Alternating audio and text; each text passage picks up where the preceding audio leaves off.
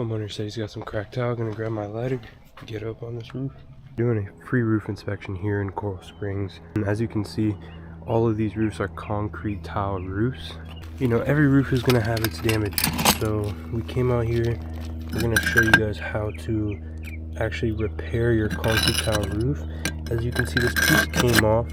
So you just wanna put some silicone, some caulking, you know, something that's just gonna stick it back together. Flip it around and put it right there. And then I'm gonna put some over the top again. Just wanna go over it with some nice coating, and I'm gonna put another coat and keep going, and I'm gonna do the same for that. Getting off of this roof here in Coral Springs now.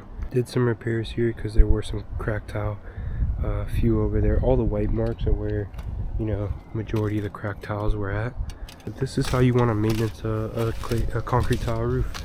Want to come up here with some silicone, get a young kid like me to do it, and just repair the roof. I'm gonna knock on this guy's house too. He has some cracked tile. Gonna tell him I can fix it for him as well.